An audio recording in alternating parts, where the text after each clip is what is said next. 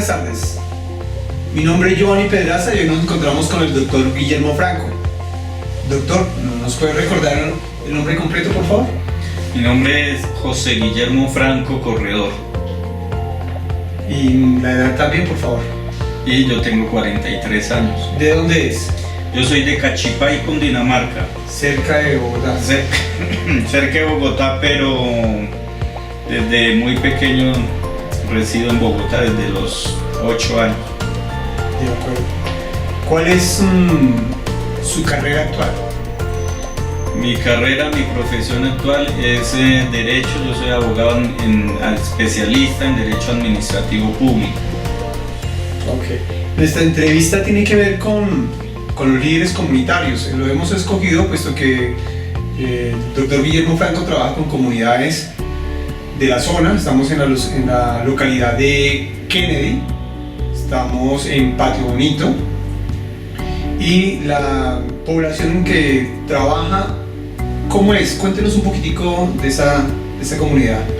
Bueno, las comunidades se caracterizan, donde tengo influencia de mi profesión y de mi acción social, se caracterizan estas comunidades por tener situaciones de vulnerabilidad, sobre todo ese tipo de comunidades, como también en la localidad de Bosa, algo de Suba, en Gativá, en Usaquén. Ahorita estamos avanzando también unos proyecticos. He trabajado mucho en Usme, Sumapaz.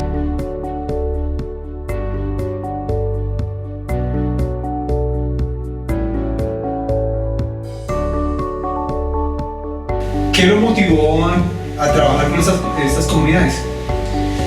Pues bien, desde muy pequeño hice parte de estas comunidades, nací en estas comunidades.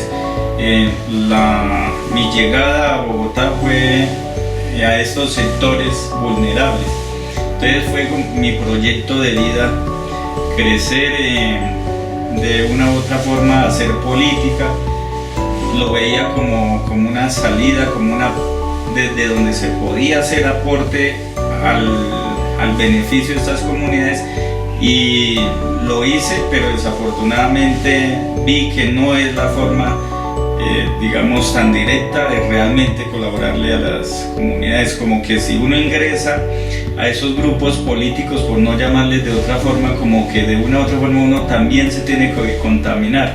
Entonces decidí extraerme de esos temas políticos y concentrarme en comunidades como el Amparo, de Bosa, San Bernardino, que es donde actualmente tenemos con mi grupo de trabajo, mis compañeros, una influencia muy radical, muy sentida de proyección social, como es buscar la legalización de unos barrios muy vulnerables frente a entidades públicas.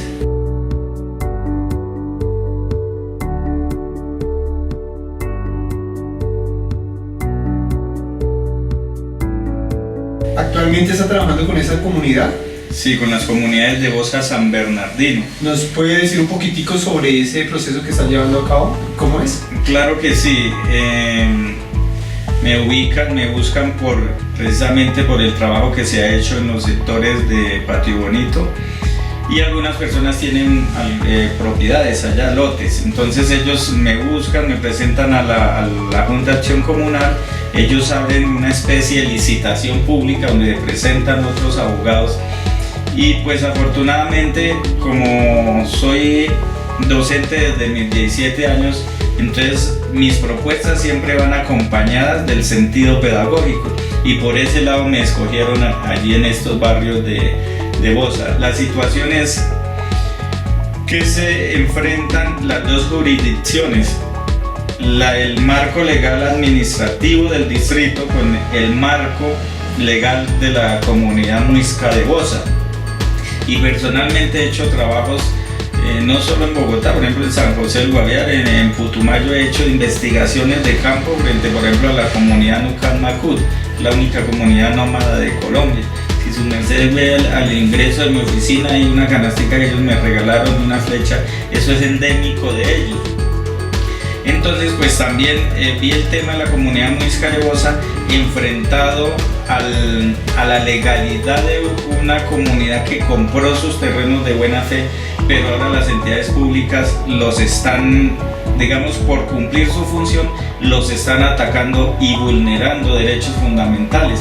En los dos momentos, tanto a la comunidad Muisca de Bosa, porque deben garantizarle esos derechos y deben protegerlos y deben cumplirles los compromisos que les han hecho, pero también permitieron que los dueños de estas fincas vendieran, parcelaran, hicieran lotes y urbanizaran, y hoy en día hay casas de 3, 4 pisos, 2 pisos, 1 piso, pero son más de 300, 500 predios, y entonces la notificación que le vamos a demoler, y no es la solución, porque hay mucha gente que ahorró durante toda su vida, compró su lotecito, construyó su vivienda digna, que era responsabilidad del Estado.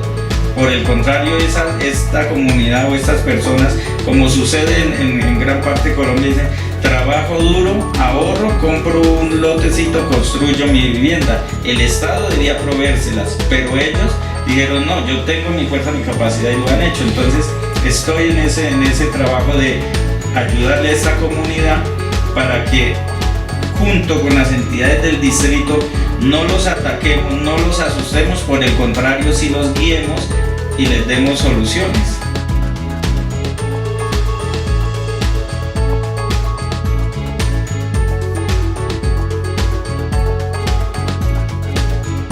Ellos han comprado su predio con los ahorros de toda su vida, han construido sus casas y tienen legalmente constituido esto. Tienen legalmente, como también formalmente, la compra del lote, porque es un negocio jurídico civil que hicieron con el dueño de esas fincas. Entonces el dueño de eso legalmente dijo: yo quiero vender esta porción de tierra. Entonces eso es un negocio legal. Pero cuando ellos fueron a construir allí, entonces empezaron a construir sin la licencia de construcción que lo hace la Curaduría Urbana, en este caso de Bogotá. Entonces, ¿ahora qué pasa? Los inspectores de policía, eso sucede en todo Bogotá, en Colombia. Para eso están los inspectores de policía, una de sus funciones es vigilar que el edificio, la construcción que se está haciendo, posteriormente no se vaya a caer sobre la gente. Pero entonces ese es el fin y el objetivo principal de esa acción, de esa función de ese inspector. No es asustar a la gente y no es decirle: vamos a tumbarle y le tumban, demolerle ese concepto. No es eso, es mandar a un arquitecto, un ingeniero, un topógrafo a decir: oiga, el inmueble sí garantiza que no vaya a suceder una catástrofe sobre la familia y la comunidad. Esa es la función esencial. ¿No podemos estar viendo aquí que hay un problema de terreros, invasión?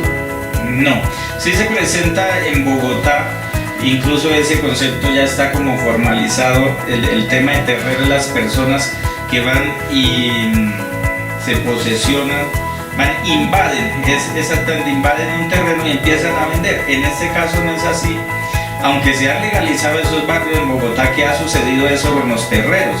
Patio Bonito, el sector de Calandaima, Riberas de Occidente, todo sucedió con el señor Mariano Porra hace 40 años. Idéntico, en Ciudad Bolívar eso es pan de cada día, en Usme también. Incluso algunos sectores de arriba de Barrancas y abajo de Lisboa, en Suba la Gaitana, en Engativá, todo se presenta, sí es cierto. Y esos barrios han sido legalizados, pero en este caso esencial en el que estamos trabajando en ese momento en San Bernardino de Bosa, localidad 7, no es así, porque el dueño del predio empezó a vender por pedazos, digamos así, su finca, pero era su finca y se la compraron de buena fe y de forma legal.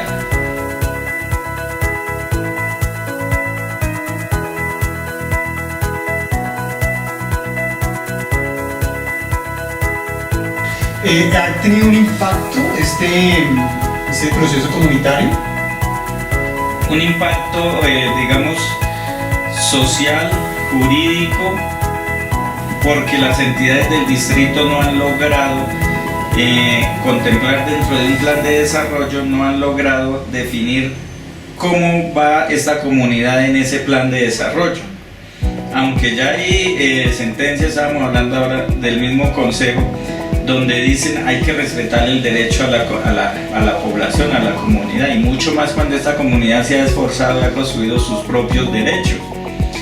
Pero las entidades del distrito no han agilizado y están, así que hay un plan denominado el Edén, el descanso, y entonces les aceptaron a la comunidad muisca que construyeran, que tuvieran su espacio allí, pero al mismo tiempo le permitieron a la sociedad en general, a cualquiera, ir a comprar un lote de buena fe de forma legal. Entonces la misma institución creó un conflicto, y es un conflicto muy complejo porque estamos diciendo que hay un marco normativo, llamémosle occidentalizado, que es el de nosotros, y el marco legal de las comunidades indígenas, que de alguna forma tienen el mismo nivel constitucional. Entonces las instituciones crearon esa situación.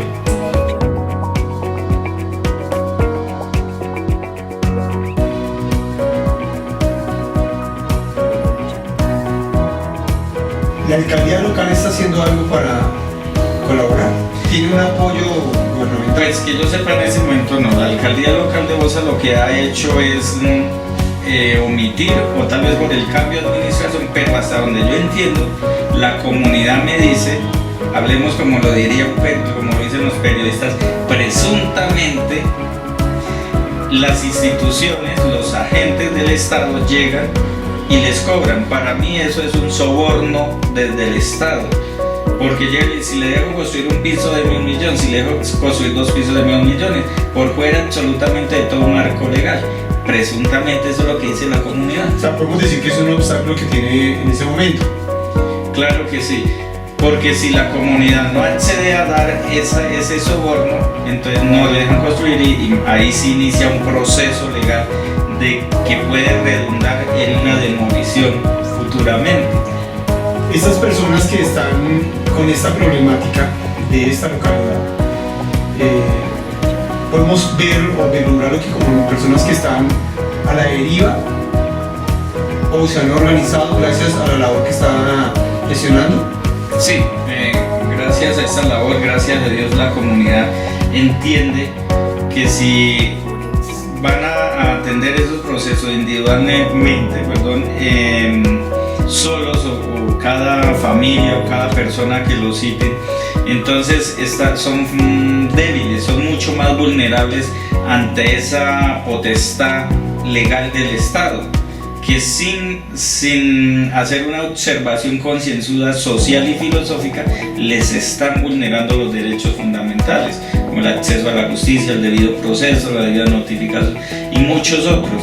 Por no hablar que el Estado tiene que garantizar la educación a estas comunidades, la vivienda digna, el alimento, la recreación, la locomoción, etcétera, etcétera, todo esto. Entonces la comunidad se está autogarantizando esos derechos, y las instituciones públicas, por cumplir la norma, los están vulnerando. O sea, la comunidad se da sus derechos que debiera dárselos el Estado, pero las instituciones vienen y se los vulneran. O sea, los vuelven unas víctimas del sistema, del aparato. De acuerdo. ¿Podemos decir que tienen una formación ciudadana? ¿O se están formando como ciudadanos en este momento a través de toda esta...? En este momento sí hay un proceso de concienciación a estas comunidades, donde desde nuestra parte científica, jurídica, les decimos a las comunidades: vamos a atender esos procesos y vamos a obviar, vamos a sacar de nuestra contracultura esas manías de estarle pagando a los servidores públicos para que nos dejen crear la informalidad. Entonces sí hay una concienciación, y es muy, muy personal esa motivación de decirles: no, vamos a atender los procesos y vamos a exigir que se garanticen sus derechos que ustedes mismos se han autoconstruido. De acuerdo. Podemos pensar, hace poquito me comentaba que hoy justamente tienen una reunión con ellos. ¿Podemos asistir a esa reunión? Sí, claro que sí, los invito con muchísimo gusto.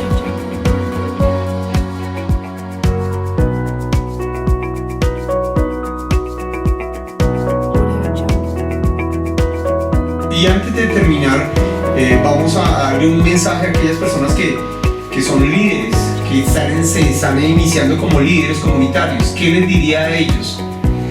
Bueno, a los líderes comunitarios que están iniciando esos procesos, hay que tener una conciencia social respecto a que el líder comunitario va a hacer una función social, va a entregar parte de su vida, va a hacer trabajo realmente en pro de la comunidad, y muchas veces o siempre no se puede esperar una contribución, sobre todo económica.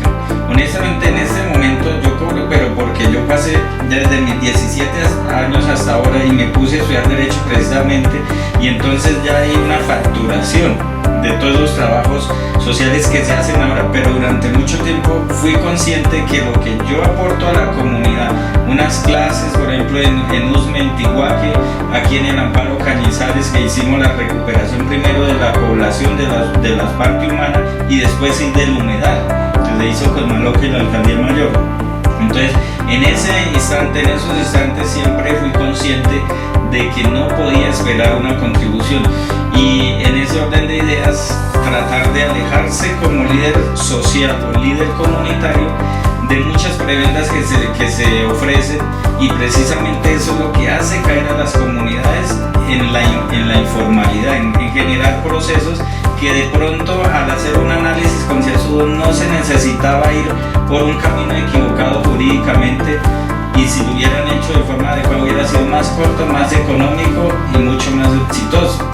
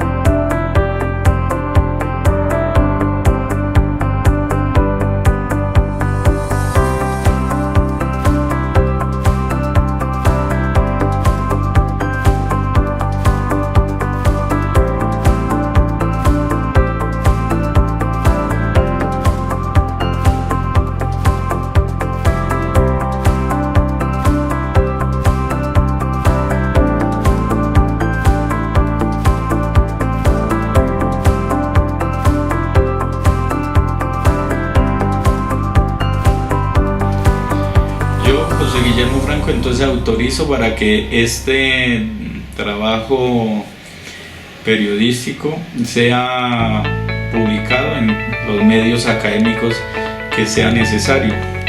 Estamos a 3 de noviembre del 2020 y son las 7 de la noche.